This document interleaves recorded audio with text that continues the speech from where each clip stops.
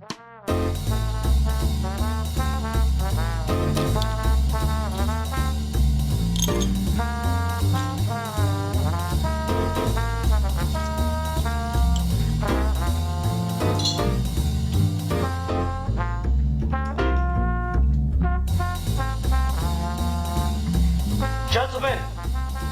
the time has come once again to discuss things.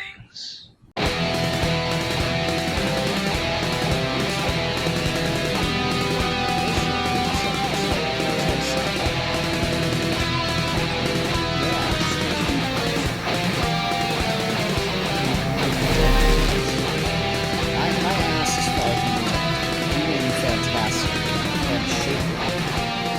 and supple. Alright, on that note, hi everyone, welcome to another episode of Geeky Gentlemen. I am Sid Part 2, joining me today is...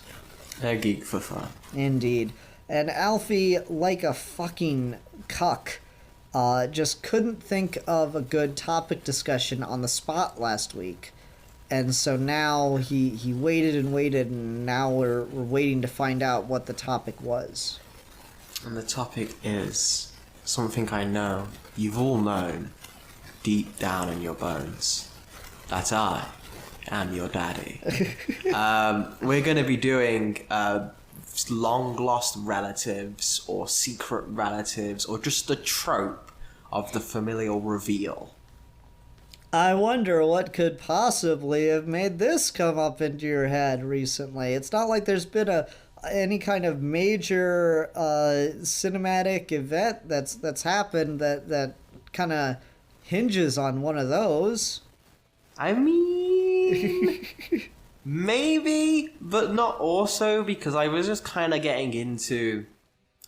There's also stuff like that, the obvious reference, and then obviously the thing that kind of set off in pulp culture history is the Darth Vader thing. But I was also kind of interested in this sort of in a comic development, which kind of also made me think of that. And we often talk about, with like our love of the characters of like John Kent and Damian Wayne, they're characters which Damian does fit this mold. John doesn't, even though he kind of came out of very, very fast. But at the same time, we talk about characters getting supporting characters through legacy. Very often we don't specifically talk about how they're revealed. We just talk about, oh, they have a family member now. But I think the moment and if it's been built up to has a lot of different connotations and different meanings for characters and storytelling than simply stating this person has a father, this person has a sister, etc. Yeah, I don't know. It's interesting because half the time it is just really cheap drama, and you know, you and I are both born after Star Wars, so like the question I have, and I kind of dwell on, is how much was this a thing before Empire Strikes Back? You know, like I think about that, because it's obviously really big in comics. I mean, I wish we had Ruben here because he'd be able to tell you of how many issues he has that he's not proud of, where fucking like, you know, Scott Summers' long-lost brother's former roommate is revealed to be the bad guy all along and all this stuff. And, you know, to make it just a little bit stretched out, you got, like, clones in there, too. I think they have, you know, kind of that same... They've got a lot of that same kind of drama behind them.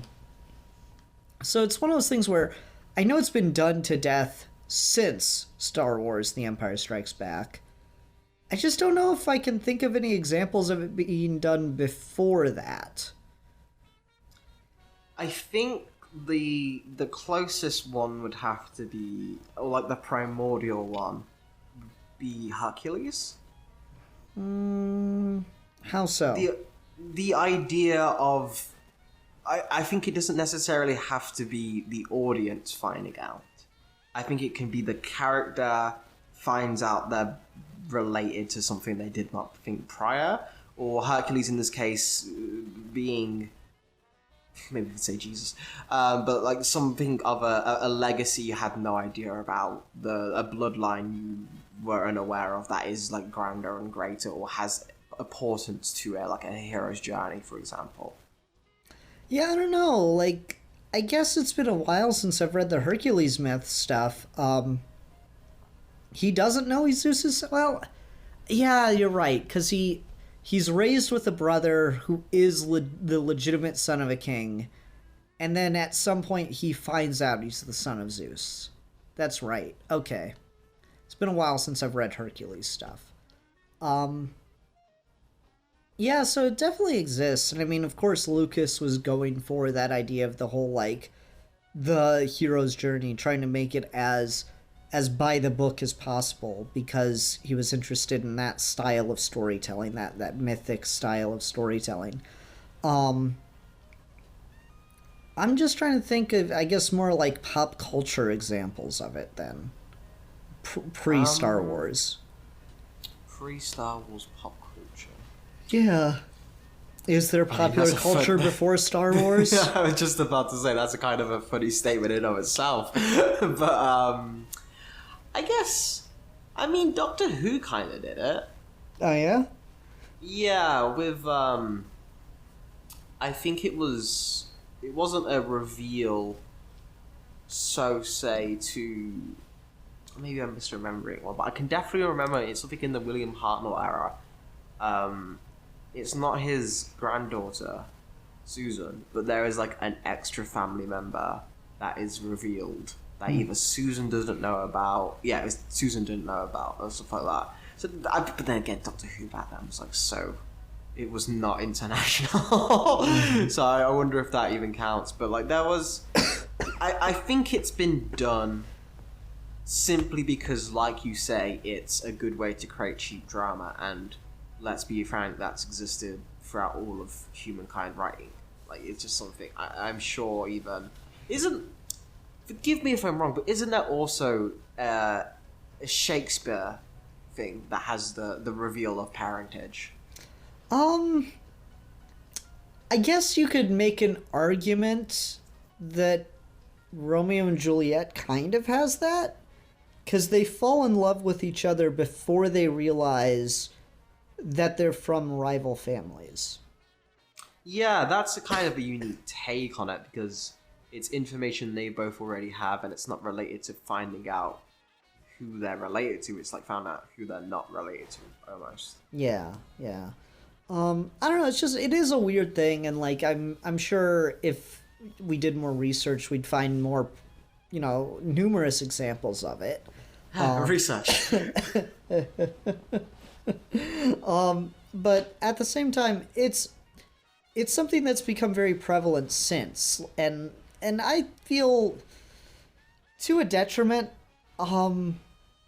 There's very few times where after The Empire Strikes Back where I feel like it was your brother all along. It really works. It just feels like kind of cheap and hackney half the time to me. Even I've talked about this a little bit before, but like, as much as people love him now because of Masako X, Raditz isn't really Goku's brother, right? Like, we can all agree that he's got, I guess, more character potential because he's Goku's brother, but like, is there anything about him being Goku's brother that it is important to Raditz as a character and the role he serves in the story? If he were just another Saiyan, would it really matter to the story itself? Does it really change anything? I think the argument I could make is it's meant to show you straight up from the onset how far gone the Saiyan culture is, and why Raditz would go searching for him in the first place. To the fact that he's his brother, he offers him a hand, but the moment he says no, he kind of like, well, fuck you then. Whereas like in Dragon Ball, and just like the idea of like bonds between friends, or not necessarily family in Dragon Ball, there's not a lot of people who are related in Dragon Ball, but just like bonds between people and forming a group and having the sense of like camaraderie. like Krillin, Goku, Tien, Yamcha all kind of become brothers in arms through training. The idea that this person could just turn up, have an actual family relation, and still not give a crap is quite like shocking and like goes completely against like the Earthling idea. It's to make them seem as alien as possible, I think, is a good way. So I think that stands. I think having this be, especially if it is someone that Goku's actually related to, you want that being the person who delivers the information, just because it gives it a little bit less. You're not as, oh, they must be lying. Mm-hmm. No, I think that's fair. It's I'm not gonna say you can't make an argument for it. I think it's one of those things where, knowing how Toriyama writes, he probably didn't really plan it on that particular level. You know, I think like I was saying earlier, I think it is just like kind of a cheap drama trick. It's like it's like fucking I'm out of web. I can't recharge my ring. It's that cheap, easy kind of drama. You know, your girlfriend is dead. Kind of dramatic writing, which is not to say that never works, but it's a tool that's used probably too often. And so I think that Raditz does serve an interesting role, and him being Goku's brother provides more potential than what is done with him. But at the same time, it's just it feels kind of hackney. The funny thing is, Dragon Ball, of course, does this twice. And the second time's the best. Yeah, the second time is so much better with Trunks, right? Mm-hmm. Because Trunks is just shows up and, like, he knows his shit. He is, like, fucking kills Frieza. That's hot. Now that's hot. I don't care who you are. That's hot.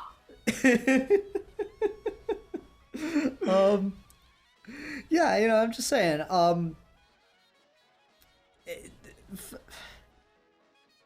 when they do it with Trunks, it works so much better, and then it is much more interesting, particularly because poor Trunks has no idea what his father's going to be like, and gets more and more disappointed at every turn, which is just, you hate to see it. I feel like Toriyama likes to play a lot of sci-fi, but I feel like that's the closest he got to. I don't even think he meant to. I think it's just because he watched it and probably inherited some of it like any writer, with a bit of osmosis where you just kind of get the dynamic. But Trunks is very Luke Skywalker in how I imagine he probably pictured Vegeta. He probably pictured him how the same way that Ben Kenobi described, like Gohan probably described Vegeta the exact same way Ben Kenobi describes Anakin. Maybe a little less kind, but still, I doubt Gohan's gonna slay his dad to him. Gohan's inherently got kind of a kind view of people, even Vegeta. When it goes to that level and he gets to see, oh no, my dad's Darth Vader, in fact, because Vegeta at that point basically is Vader. He's Vader, but more, I won't even say more quippy, because Vader's got some fucking hot Vegeta quips as well. So they're both on that level, and it's reconciling with that, and I think that's when it's done best. Specifically, if we're taking the example of like the father-son dynamic, I think that's a good idea once you really tackle with the idea of we kept it a secret and a reveal because we're using this to comment on the idea of hero worship and the ideas of fathers versus the reality and like ugly truth meeting expectation, quite literally. And I think fiction's a great tool for that, and I think that's where a lot of strength is because, say for Dragon Ball, Vegeta and Trunks are both enriched by that dynamic. Bulma as well. But all of those characters, by that simple line of Trunks being the son of Bulma and Vegeta, all three of those characters get infinitely more interesting by the repercussions of that. And then when you introduce another kid Trunks, and you get to, even before they met, when you get to compare and contrast what a Trunks raised by Vegeta looks like versus a Trunks raised by Bulma, there's so much interesting dynamics and like very much unintentional, I'm assuming, commentary from Toriyama, but it's still there in the text. He's just fucking genius. He just writes things to page and it makes great character work. So I think all of that's really solid. And for Luke, why it works so well, I feel, is not only did it really... It gave Luke a lot more stuff to do emotionally rather than just having, like, to defeat the... Like, Han had everything going on, Leia had a lot going on, but Luke really didn't have much of an emotional key context except trying to live up to the example set by his dad. So finding out his Darth Vader is, like, gives him more to grapple with. The real strength, and I think the same applies for Trunks, isn't the son, it's the dad.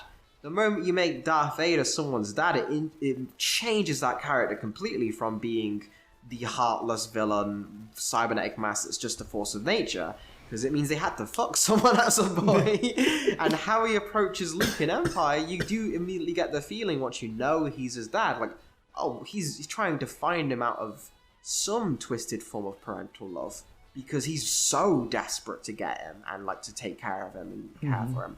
And I think the same applies for Vegeta, is once you see Vegeta's boasts and arrogance in front of Trunks, he's doing the same thing he always does, but it almost as a viewer, you kind of pick up on, oh, maybe he's trying to look more of a dad, trying to stand up a little bit for his son. And then you see that moment where, for the first time ever in his life, Vegeta says, this is my son, he's almost as strong as me. Damn, Vegeta, that's the first compliment he gives anyone in the entire series. Like, that's an important character moment. Oh, good. No, I absolutely agree. I think that's a really big deal. Something you were saying earlier is, like, you imagine Gohan kind of, like, he's not going to slight his dad, but he probably isn't going to have the best view of him. I really like, again, Team 4-Star just does such a good job with these kind of things because they have the benefit of hindsight. Of just, like, when Kid Trunks asks about his dad in the future timeline, he gets these really vague, unhelpful responses that like, totally paint the picture of what he thinks his dad will be. Because everyone talks about how great Goku is, and his dad was almost as powerful and stuff. And so he's like, what was my dad like? And he's like, Mom, am I a lot like Dad? You share his gender. It's just like... You know, you're a man, you're a strong man too, Trunks, and then, like, get the Gohan one. It's like, what was my dad like? He had a lot to prove.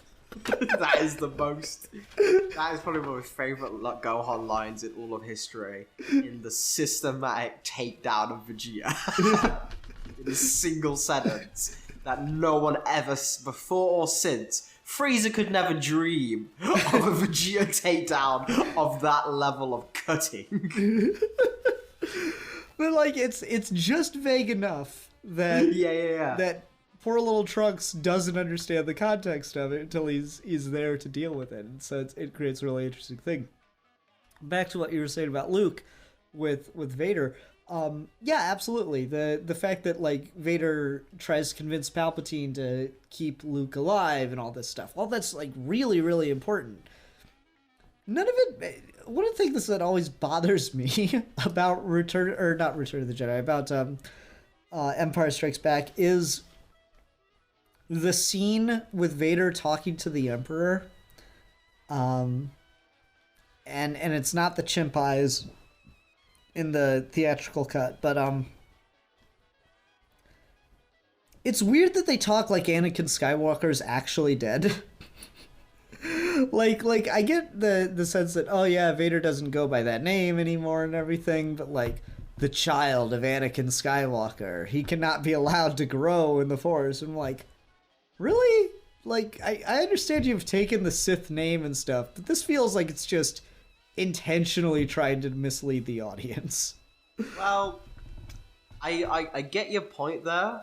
How I always read that, especially with context now, but even I think this is just from the films themselves, is he's deliberately, you are not that person anymore. Anakin Skywalker is dead, remember? Like, it's Palpatine kind of, like, trying to keep him in check. He's like, yeah, Anakin Skywalker's dead, remember, right? It's not your son, and you're not going to treat him like one, right? Are we clear? And Vader's just like, yes, master. Like, that's how I always read that dialogue, is it's Palpatine kind of putting his foot on his neck a little bit. I guess that's an interesting way to look at it. It's just that, like, you've got the sense there it's a two-tone scene because Vader trying to convince Palpatine that, oh, if we turn him to the dark side, he'll be a powerful ally kind of thing. It's really weird. It's one of those things that the comic runs in recent years have done really well. Have you read the Gillen run on Vader? Yes, I've read every single Vader run. Oh, okay. I don't know your life. Fab. I don't know your life. Look at my profile picture, man. I didn't know you read, but like that run has the really interesting Vader arc where he finds out the name of the pilot that blew up the Death Star is Luke Skywalker, and he's just instantly enraged. And then he's on a rampage for quite a while until you get to where he's left at the beginning of Empire Strikes Back. And Empire Strikes Back, Vader is still on a tear. That dude is, killing commanding officers left and right and shit. I wonder if he's the one that... No, the Bond villains did that shit. That's the trope we need to discuss next. Killing the henchmen. That's a good one. Yeah. It's one of those things where I'm just like... Vader's on such a tear that it creates this interesting thing because, Palpatine's finally got reason to understand why Vader has been on such a tear is because he finally gets the information of who blew up the Death Star.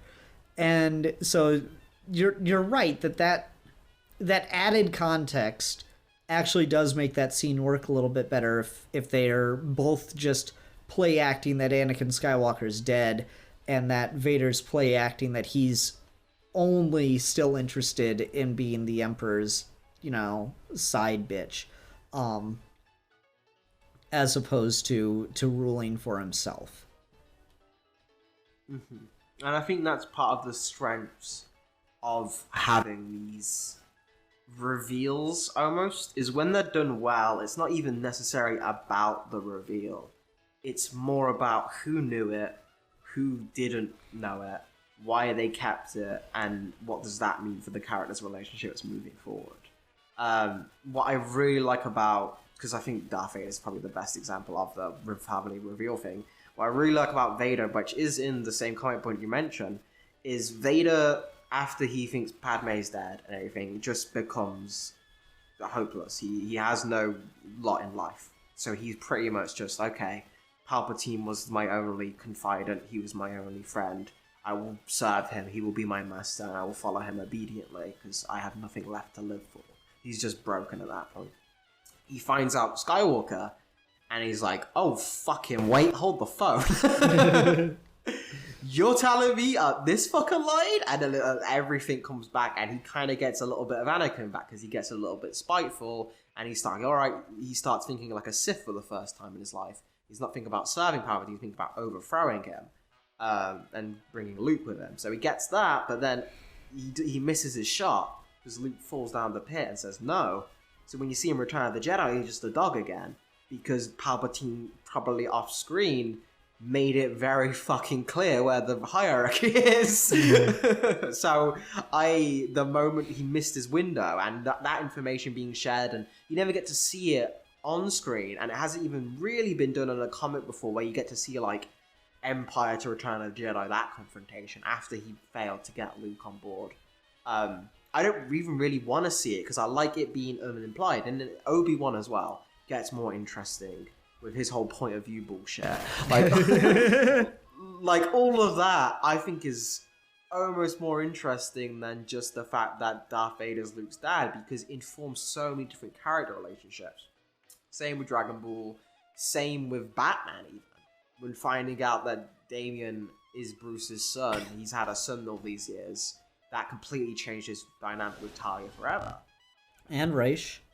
Yes, very much so. He's family now. Mm-hmm. Yep.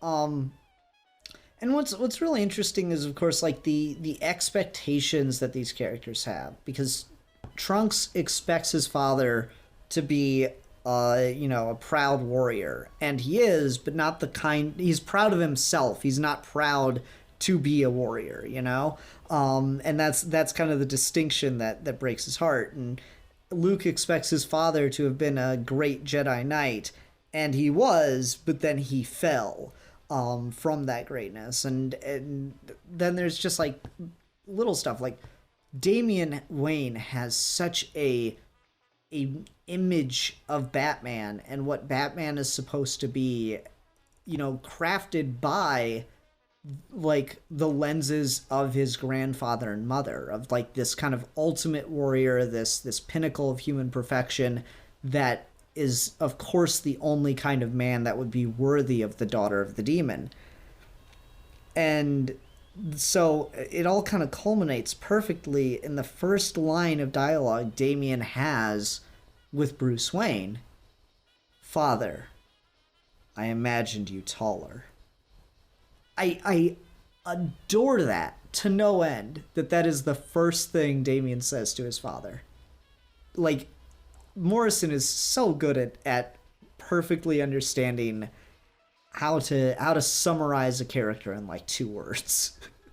Mm-hmm. That's like his game plan. I know, right? No, I think it's great as well, especially because you get him so young. Mm-hmm. And you get him in an environment so... He's probably the only Robin who's ever been in an environment who's grown up without hearing about Batman in some way, shape, or form.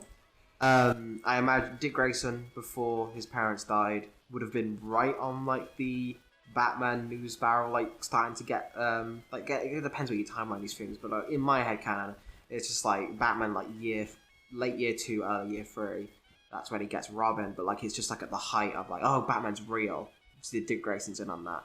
And then you get Jason Todd, who's been around for longer and he knows about Batman and Robin, so he tries to emulate the Robin side.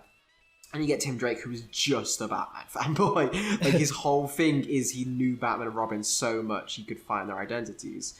And it's Stephanie Brown, so on and so forth. Like, all of those are built into Batman, so they know it as like a thing in their regular lives before it's mythic. Damian is so far removed from Batman. He's probably never even seen footage of Bruce stopping a crime or anything of that sort. He's just only heard him as if he's like a Thorian legend. Mm-hmm. And then he meets him, and for the first time, a lot of the other Robins are more impressed with Batman when they see him in person. Damian's the only one who's disappointed because even Batman can't live up to the hype the Al Ghoul's put on him.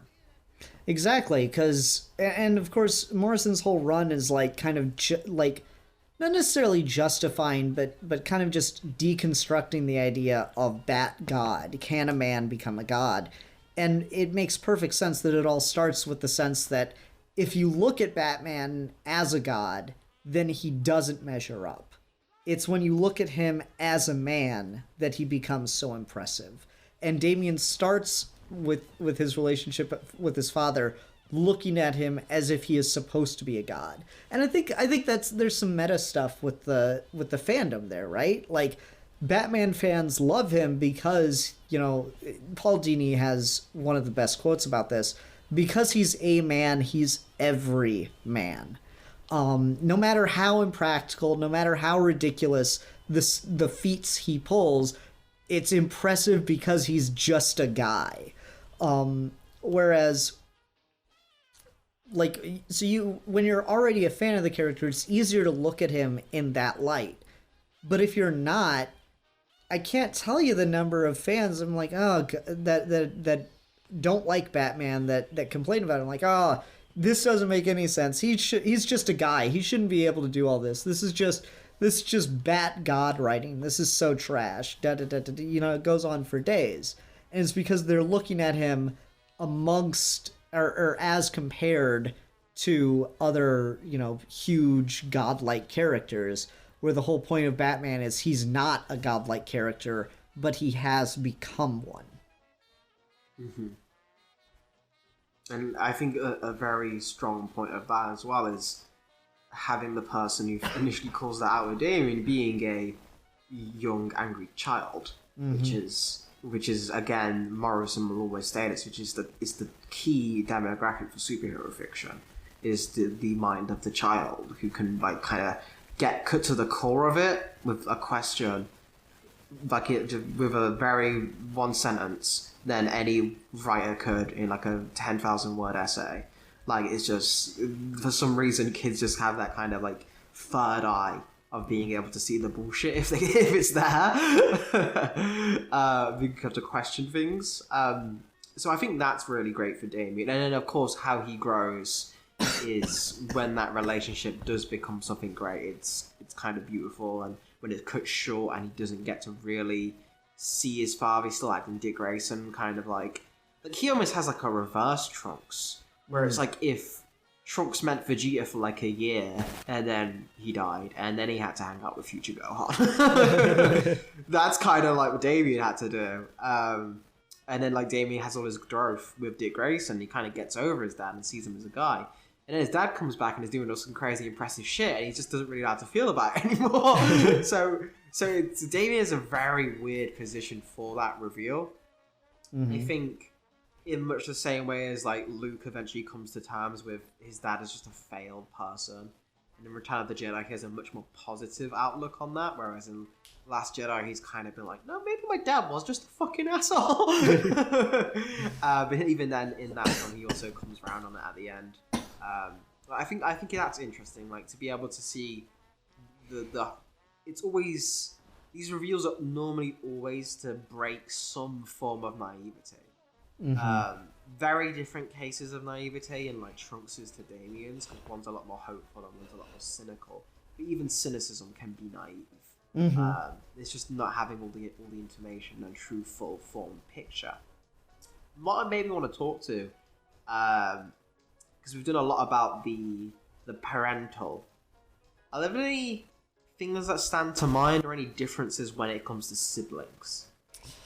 You know, I'm trying to think of any, because he's your brother is one of those things where it has always felt very hackney, but at the same time I can't think of any examples of someone being revealed to be like X character's brother.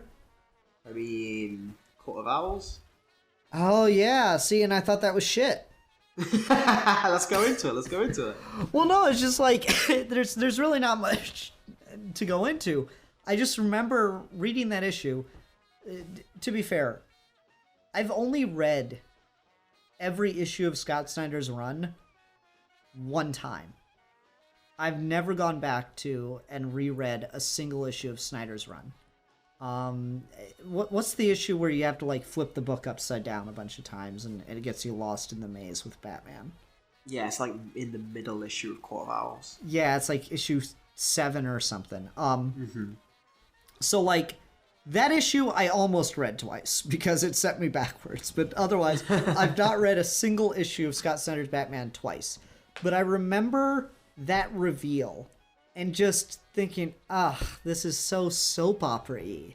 And that's the big problem with these family reveal things, is they can be done well, but they are easy drama, which means that they're so easy to do wrong.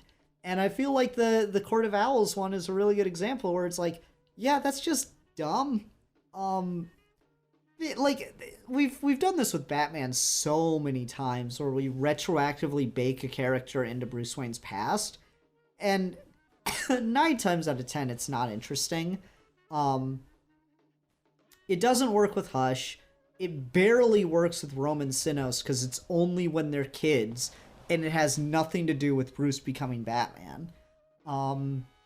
It doesn't work with the character that David Finch tried to create in his Dark Knight book. Like, it's Damien's the only time that baking a character into the history works, and even then it's not into his childhood or anything. It's into his life as Batman. I think I'm just gonna be Morrison again, but the only other time I can think of sort of the reveal working, specifically the I am your father for Batman, is Dr. Hurt. But even then, that's played with such a it's not really, but is it? You can interpret it. Is he the devil? Is he something else? What is he? This kind of thing. I think it's so fast and loose and kind of just like, what the fuck is going on with this character, that you can kind of get away with it. But I think like the emotions of that reveal, like if you do want to be generous and give the take that that was a version of Thomas Wayne, I think that's a kind of an interesting idea there, at least. Because it's not baking a character into the lore, it's taking an existing lore character and recontextualizing them. Like, oh no, they were awful. Yeah, exactly. And like, you know, evil Thomas Wayne is actually one of my favorite tropes, because like so often the Waynes have this waxy clean image that like Bruce has of them, of being like the perfect parents, like in Batman Begins is an example I think of, where they're just, Thomas Wayne in that book is just too perfect, or in that movie is just too perfect. He honestly annoys me. That like whenever a writer does go ahead and just make Thomas Wayne an asshole, I really fucking like it. Or just like ruins the Wayne's marriage. I think it's great. Brian Azzarello did it in Batman Damned. Like Thomas and Martha are just like constantly having like loud drunken arguments across Wayne Manor, and little Bruce Wayne is just in his bedroom crying himself to sleep over it. Like that is so good. I love it. You're so fucked up, man. Morrison, of course, did it too. Like a lot of people forget about this with Morrison. Is the scene in Arkham Asylum when Bruce flashes back to the night that they die. They're walking out of Bambi. Instead of Zorro, they're walking out of the Bambi, and Bruce is crying because Bambi's mother got shot, and Thomas Wayne is not having it. And he says, "I swear to God, Bruce, if you don't stop crying, I'm going to leave you right here." And guess what happens?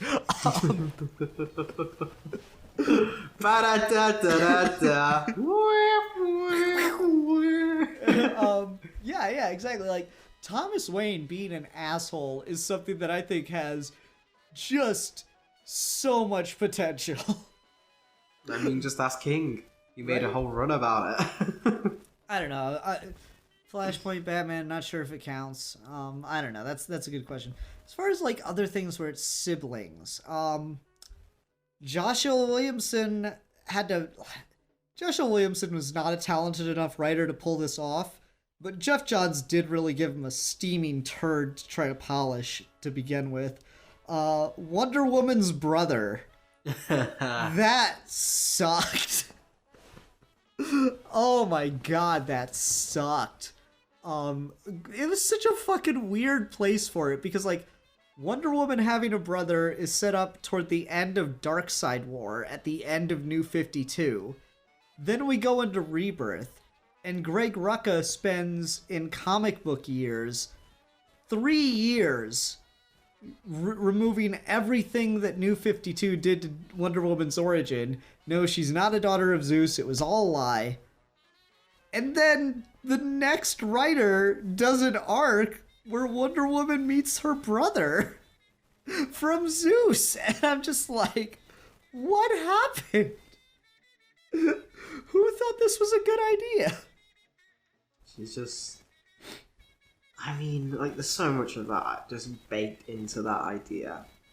I mean, because those characters are so fucking bare bones, I will just ask you, do you think there's any potential to Wonder Woman having a brother specifically? I don't know. Like, I really liked the Clay origin. I was tolerant of the Zeus origin for a while. Like, I thought it was an interesting enough idea. I thought it fit her in an interesting way among the Greek pantheon. I just don't like how it's been, attached to the character. I probably should have jumped off the boat with it a long time ago, but I was willing to see where it led us, and it led us right off a cliff. I prefer the Clay origin, and like the reason I prefer that is you have Hippolyta stuck on this island for 1,000 years or whatever, and she's the queen. She's got eternal youth. She has peace and harmony. It is a literal paradise, and she's still miserable, and she still isn't happy, and the only thing that does it is to have a daughter. And I think that's a really interesting point about what, like, I gotta be careful with this. I think that is a really interesting point that shows some women's feelings about the world. Not all. I don't think it has to be universal. I don't want to give the impression that, like, oh, women are useless if they don't have kids. Absolutely not. But I think that it is an incredibly interesting commentary on something that is very true, which is being a mother is more than just like a biological thing, though that is there. Being a mother, that urge to raise a child is a very important part of, womanhood. It's a very real experience. It's part of the big feminist movement of, like, you can have it all. You can have a career and have kids. You don't have to give one up. That's a big part of the women's progressive movement. And I think Hippolyta wanting a child is a really, really important part with that. And the fact that she still doesn't want to go to a man to get that she wants to do it in a way that only she can, is, I think, really, really interesting too. And so when you ask me that question, is there potential for Wonder Woman to have a brother? I just ask, why does she need to do it again? Like, I think the question there really becomes, why does Hippolyta suddenly need to have another child? You could maybe have the idea be she tries to see what would happen. Because I think that the gender of it being a boy is the most important thing. I think you could make an argument that maybe she's either tested by an outside force or given her own intuition. Can I do it? Can I redeem the inherent flaws I see in men?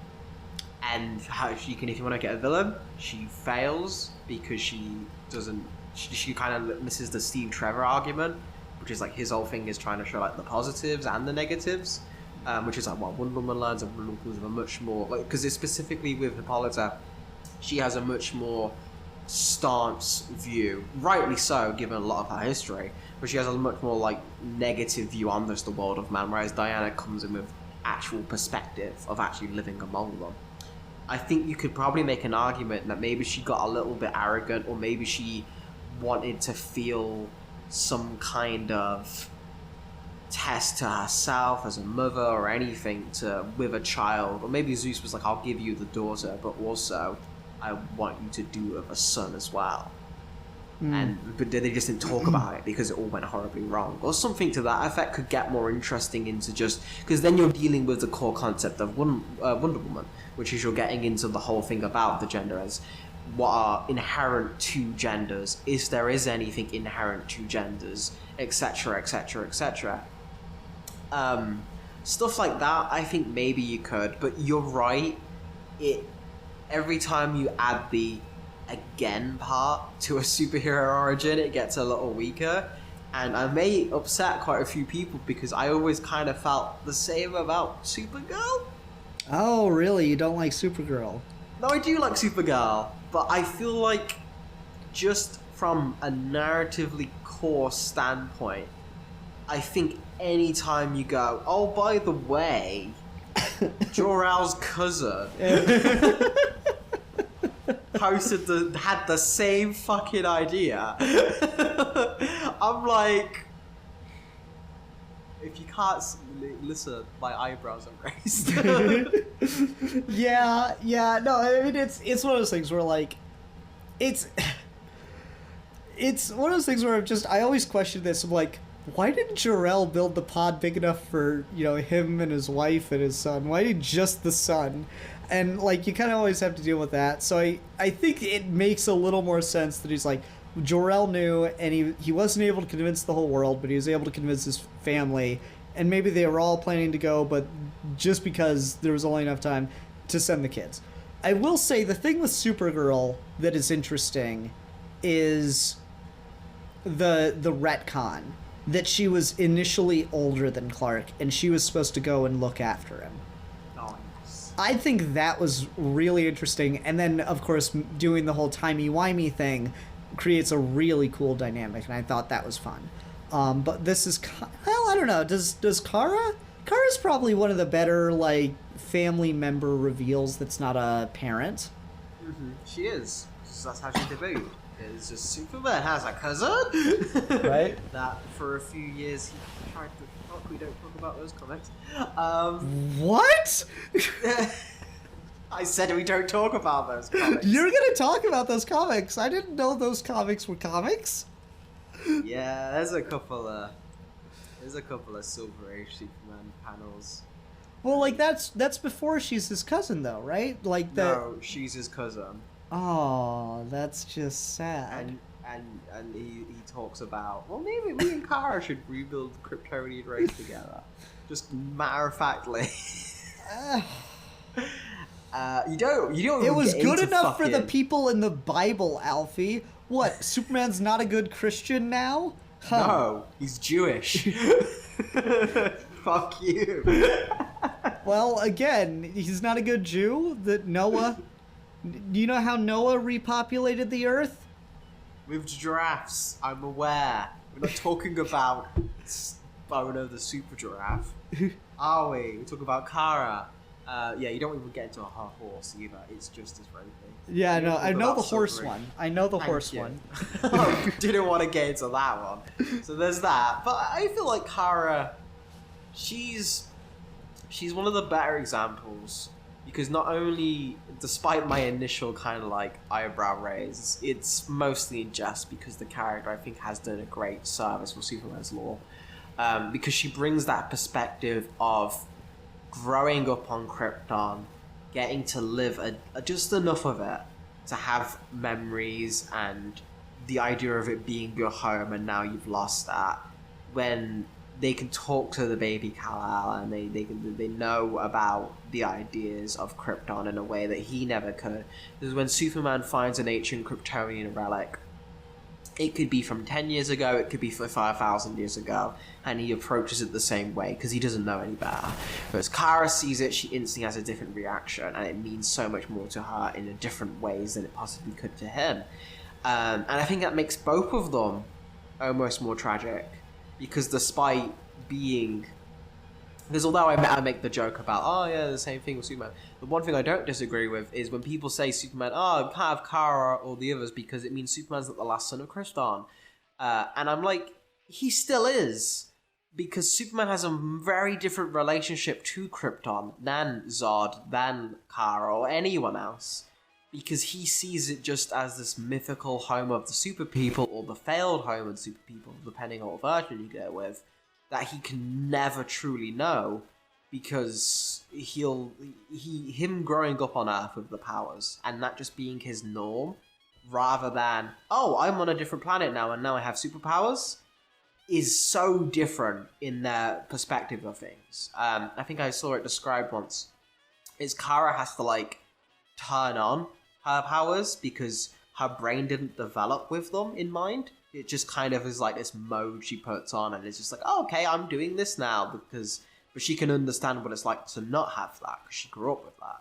Clark never had that in the versions I like anyway, where he's just had superpowers from birth, and they just got steadily stronger. Mm-hmm. He never had that, so he doesn't know what it's like to not have X-ray vision on. Yeah. But like, at the same time, also have radio waves being shown, also have your hearing super activated all the time. That's just how he sees the world. So he's always the last son of Krypton, because he's such a unique, tragic thing. So bringing Kara into that gives him family, but also reminds him of how alone he is. So it's a very smart move that they obviously did not intend when it happened, but it's one of those favorite things I like, of like retroactively making the idea stronger through addition. Mm-hmm. No, I can definitely see that. I think the thing that's interesting about Superman's relation to Kara is kind of what you were talking about there with the difference in always having the powers versus not. Because in other ways it makes Kara better at dealing with situations. Not that I feel they handle it particularly well, because like Superman gets like Kryptonite's always weird because it's very inconsistent. But I like Kryptonite that like just makes Superman vulnerable. It just turns him back into essentially a human, as opposed to Kryptonite that is literally lethal just to be in the same room as it. I mean, that's just Red Sunrise, what you're describing. Yeah. I don't know. Like, Red Sunrays do it slower, I guess. Kryptonite does it all at once. And that's why Clark experiences, like, physical pain, because he doesn't know what it's like to just lose all of that. Whereas Kara seems, when she's around Kryptonite, and this isn't consistent because Kryptonite's so inconsistent, Kara's exposure to Kryptonite is a little bit different. She doesn't seem as like physically ill by it sometimes, depending on the version that Kryptonite's being used with, right? Whereas like when Superman, or if we just go with the Red Sun thing, when Superman's under Red Sun, he's like shocked and he doesn't know what to think, and he suddenly seems so incompetent half the time. Whereas when Supergirl's under the red solar lights, she's a little surprised that she doesn't have her powers anymore, but she doesn't seem as like at her wit's end of what to do. Because she's not experiencing the equivalent of going blind. Because to Clark, that's what that feels like. Yeah. She's just feeling, oh, I've lost my extra thing. Yeah, and I think that makes things kind of interesting. I wish it was more consistent, because I feel like if more Superman writers realized some of the potential there, we'd have more consistently great Superman comics. Aw, poor Alfie. Makes me sad. But yeah, there's definitely strength to that. How do you feel about the running? I guess this is a different one that hasn't really been done as like a reveal per se, but it's been a long-running fan theory that maybe one day might get a reveal. How do you feel about the Doctor and the Master being siblings? That would feel like a stretch to me. That would feel very Hackney.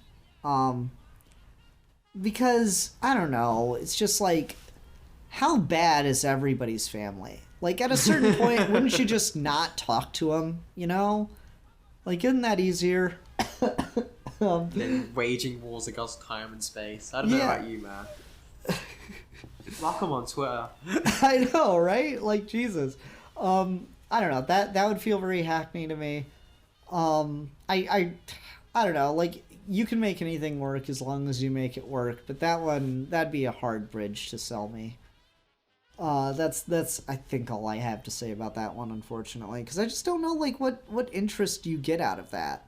Nothing really changes. I prefer the idea that they just want to fuck each other. Yeah, same.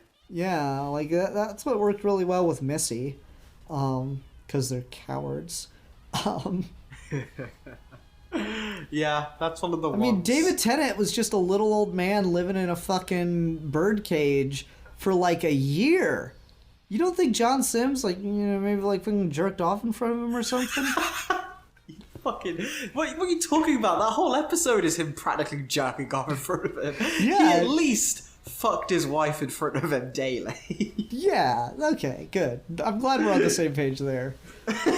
Staring at the Doctor the entire time. Just not blinking. Eye contact. Eye contact.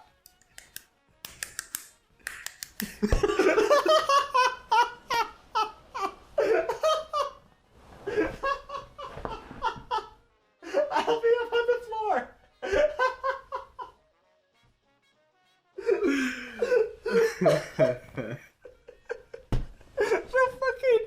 The sound of the drums fapping. Oh my god. Look, man. That is your best moment. You're kicked off of Geeky, gentlemen. Geeks for Fun is over. This is it. This is the end of your entire online career. This is the pinnacle. Oh my god. Oh my god, that was the funniest shit I ever heard.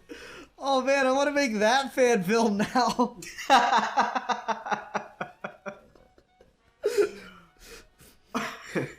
There's just like an hour and a half of just like have you heard of what's called deep fakes? Have you heard of these? Yes.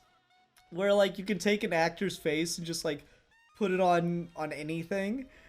Like there's a whole subgenre of porn now because of that. Oh, and God. now I just want to fucking make a John Sims deep fake porno where it's just fucking whacking it.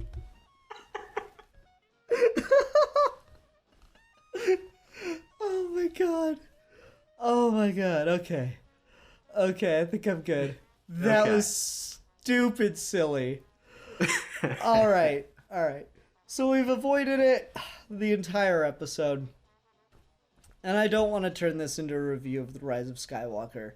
But I know this is something where you and I are on pretty different pages. Let's talk about we've yet to talk about a grandparent reveal. I wonder if we can think of any prominent examples of that. I don't know. Maybe one fellow comes to mind. Oh man. I don't know. Do you wanna? I think I'll open because mine's a little lighter on the take. I will first preface this with the very clear statement: Ray Nobody is more interesting. Oh, okay. Ray Nobody is the better choice that they probably should have stuck with. However, if they were gonna do it to anyone, Ray Kenobi, Ray Skywalker, Ray Solo, Ray anything, all that shit, get out of here. The fact that they made it Ray Palpatine, their Disney princess icon, made her a Palpatine, and they fucking dealt with that, and they actually put some emotion for Daisy Ridley's performance in that, and they got some stuff with that in terms of just like rejecting toxic ass family, and you do the most Star Wars thing possible of the parent reveal, but you make it the nth fucking degree because there is no redeemable quality. This is just the devil. I'm like, okay, I like it. I think that's the best you could have ever done for giving Rey anyone's parentage, is by making it the worst fucking thing possible. There are no redeeming qualities for her being a Palpatine at all, and they made that very clear. And I like that because it also, in my opinion, makes me first ask about her parents a lot more, just in terms of, okay, if they were anyone's parents but they're fucking Sheev's kid, and she didn't know about it or anything, and he went around and did something, that makes him a possibly interesting character, just from the fact that how does the son of Palpatine go to rags from choice? What environment was he raised in to make him different than his dad? And then you got Palpatine, is who the Palpatine fuck? And there's a whole novel right there. And Palpatine, his whole history has had this very... I've been kind of making it a joke, but I actually do legitimately think an interesting part of Palpatine's character is how much he seems to want to replicate a family. He's always taking in children or trying to talk to someone as like a child father figure. So the fact that he would eventually actually have kids and have a granddaughter as like the final thing makes sense to me. So I'm happy with it, and I've grown to like it more and more as the days go by because I find it very funny to talk about. You just want to talk about Palpatine getting his nut off. No, I think you're right. I think I was really, really happy. I literally like cheered in the theater during Last Jedi when Kylo Ren said, "Your parents were nobodies, junk or scrappers that sold you for drinking money, buried in a pauper's grave on Jakku." Like, I was so happy with that because of all the fan theories just completely missing the point. And I just, you know, we've had this, we've talked about it a little bit with the Dragon Ball things of just Wonder Woman have Goku's babies, so that way we have Amazonian Saiyan hybrids. They can be super strong. I'm just like, you fucking little eugenicist creeps. Quit it. It's weird. Like, women are people. They don't just exist as a womb. I'm sorry. So, you know, that there's that side of it that really, really bothered me with all the theorizing around Rey into from Force Awakens into Last Jedi, that I was very, very happy with it. Outside of just like hearing the fan theories, just her existing as a nobody within the film universe itself was really interesting, because we'd just gone through essentially 6 movies of, you know, this family legacy kind of thing between Anakin and Luke. That to have the reveal that our new heroine isn't connected to that and is just her own thing, and I guess that still kind of happens with the Palpatine reveal. It's just not as strong. It just creates like a, oh man, you were doing something interesting. You were saying that anyone could use the Force. But no, you gotta have Force-sensitive parents, and your midichlorian count needs to be over 9,000, and yeah. Well, I feel like I feel like that argument, if I'm gonna play devil's advocate, because again, I preface this and I still stand by this. I think Rey Nobody is the better idea. It's a stronger idea. But at the same time, Rey Nobody isn't the best example of a nobody being important in Star Wars. Even if she was just nobody's relative, she's already way too special to be nobody, not through lack of training, but just to who she hangs out with and who decides to take interest in her. Our characters a regular person would never be able to hang out with and meet and be able to befriend and stuff like that. So even then, it's like, oh yeah, you're a nobody and you can use the Force, but also you've got to meet Luke Skywalker and fucking train with him on an island and learn moral lessons about the Jedi. And you got to be in a Force bond with Kylo Ren, who's the last Skywalker. You're already not a nobody just from that fact alone.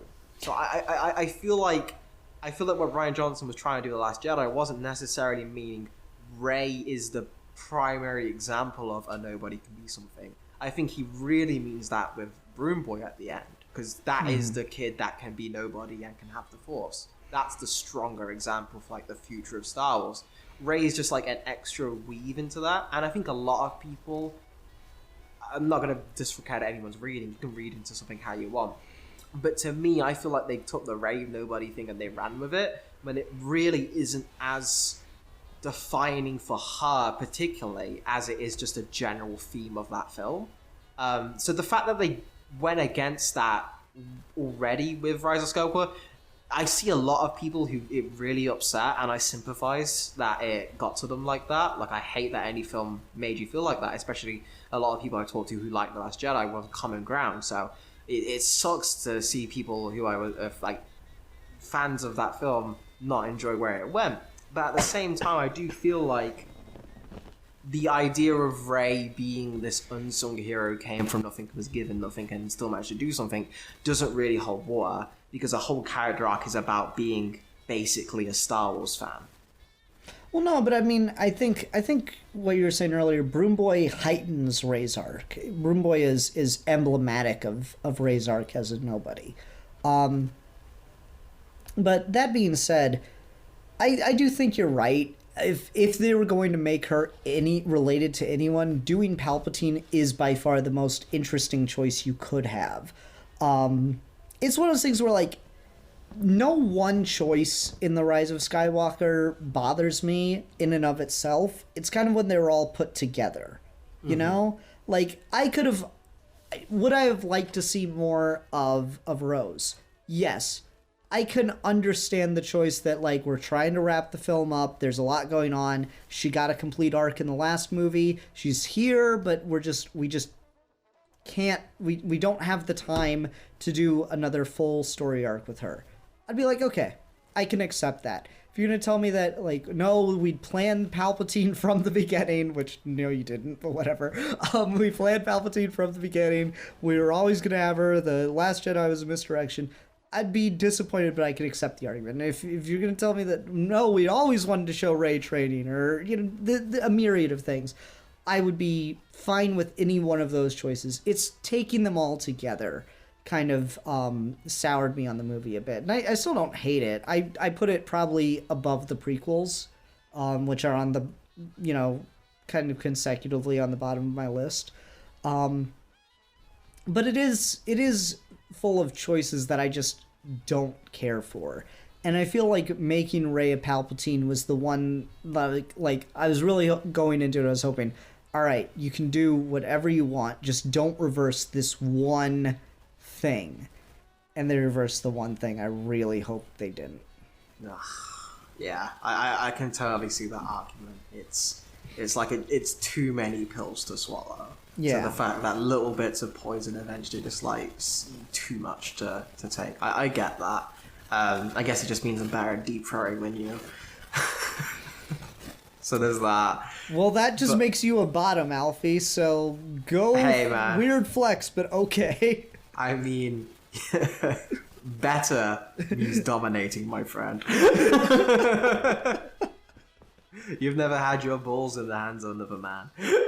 That's a very sub position to be in, let me tell you that. Anywho, back to PG Star Wars. But yeah, it's one of those things where I'm most... In the same way Leia is Luke's sister doesn't really work in Return of the Jedi. Yeah. It has since been kind of made heightened and is influenced both those characters and improved their relationship drastically in not just The Last Jedi, The Force Awakens, but also in you get to just like novels and books and comics and mass media and such like that. The fact that you can have Rey Palpatine, I hope, is something that people who maybe won't feel as constrained or rushed or whatever went on with Rise of Skywalker to kind of like condense everything in, maybe can really get into like the heart of that idea. Because I do think there is a core to it. I mean, I won't call anyone out, but I do think like something like Rey Kenobi would have just been like, okay, yeah, you've just completely ruined the idea. You've just screwed the pooch instantly. Because there's no conflict there. It's just good times. But with Rey Palpatine, I feel like there is something where a really good writer can like mine gold from this. And I still think there has been some gold in Rise of Skywalker itself, but I'm in the minority there from what I can tell. I hope something comes along that, at least as the years go by, isn't as seen as such a sour point. No, I mean, I think that's the beauty of Star Wars expanded universe stuff, is even if like something in a film doesn't work, somebody out there finds a way to make it work eventually. That's one of those things that I really like, because that's the Clone Wars series.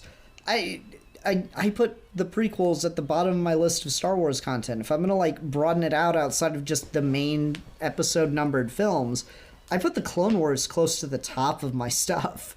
When you get right down to it.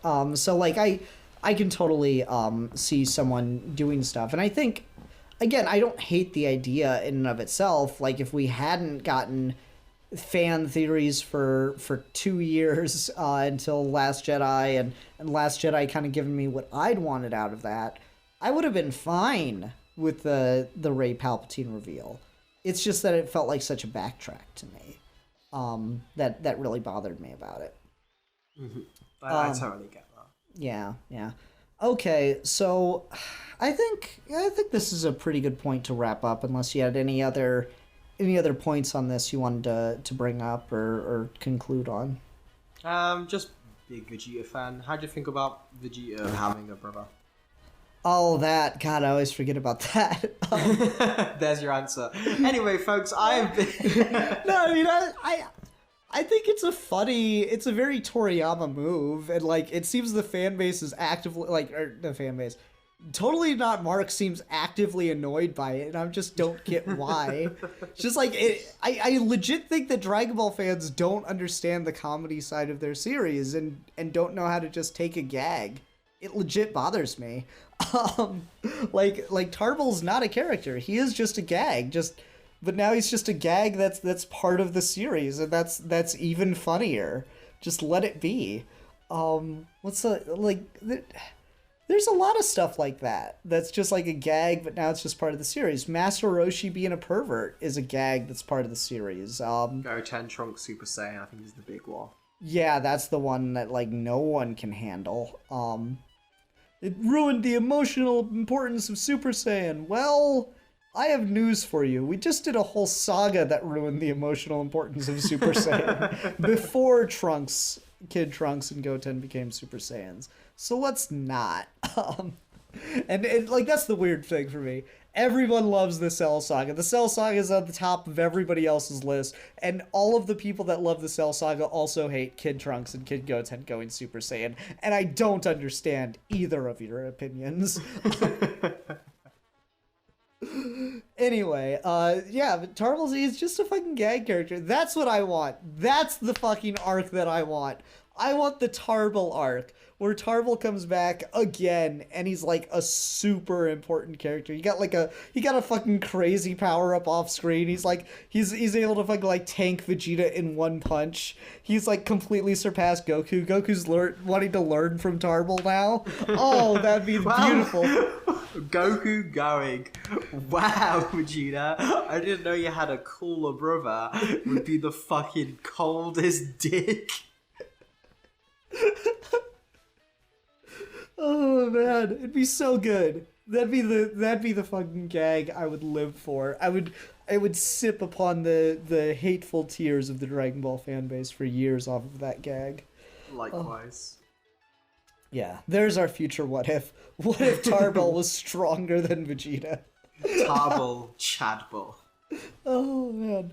Alrighty. Yeah, that's the good shit. Well, I came to Earth and I saw how strong you guys got, so I just started to start training myself, and turns out I've had God Ki since birth. The Scouters just didn't recognize it, so the Saiyans exiled me for no reason. If I'd been trained, I probably would have been able to defeat Frieza before he blew up the planet. Weird how that works, huh, bro? It turns out this thing I've been fucking, it's got God Ki, so I'm just gonna... What? Bulma? Why have you not got God?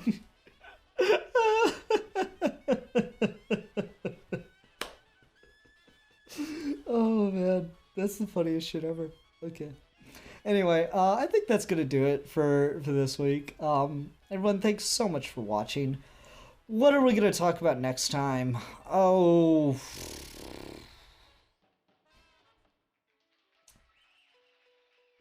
Are you in the mood for another series kind of thing? Doing like a couple episodes in a row that are like on covering different things? I mean, that was pretty fun, so why not? Okay, and this time it'll be a lot lighter of reads. We'll do it in a way that's much more easy to swallow, I guess.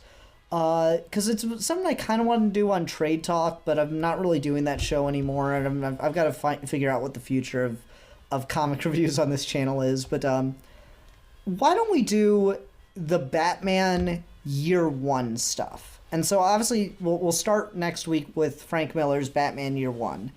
We talking Sharma? No. So I want to do like DC started doing a thing with Year 1 or like early days Batman stories that all kind of spun out of the popularity of Year 1. So they did this series of like annuals that are like this character's first year. So there's like a Catwoman, a Scarecrow, a Joker. Oh, okay. Yeah. So we'll start with Batman Year 1, and maybe also do The Man Who Laughs in the same episode. We'll see. I'll message you on like Sunday and see if you're able to get through all that or not. All right. I mean, Man of Laughs is a very fast read. Yeah. All right. Let's plan for that. Let's start. We'll probably do 2. We'll do 2 an episode. I think that'll be a good way to cover it. We'll do, so we'll start next week with Batman Year 1 and Batman the Man Who Laughs as the duo. All right? Sounds good to me. Okay, everyone. Thanks very much for watching. Until next time, I'm the Philosopher. And I am the champion of the oppressed. And we are your geeky gentlemen, and we will be discussing things.